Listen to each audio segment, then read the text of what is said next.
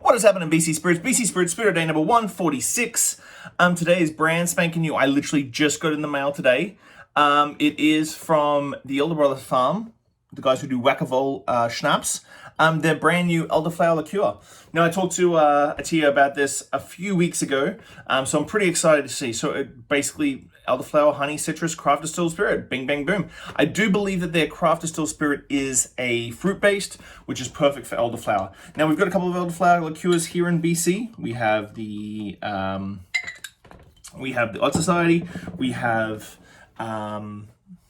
Arbutus, elderflower, and then now this one. So I might have to do an elderflower off this week. That could be something that happens.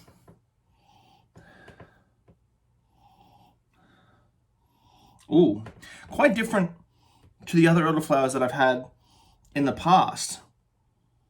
Much more like a fruity elderflower over like that sort of green floral elderflower. 20% alcohol. On the palate, definitely leaning towards that more classic, what you know as elderflower, cordial, elderflower liqueur. No green, just all floral, sweet, fruity elderflower. Very different to what I'm used to, what I've tasted in the past. I think I'm definitely going to have to do this as a taste off with the Odd Society and the Arbutus. 20% alcohol.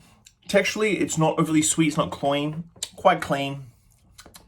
I got a little bit left on my palate, but very much more on that fruity side of elderflower, which I haven't tasted in any local ones quite yet. It's definitely sort of like a round fruitiness. So that's number 145, the elderflower liqueur from Elder Bros, out in where are they? Oh, Wycliffe. They're out in Wycliffe.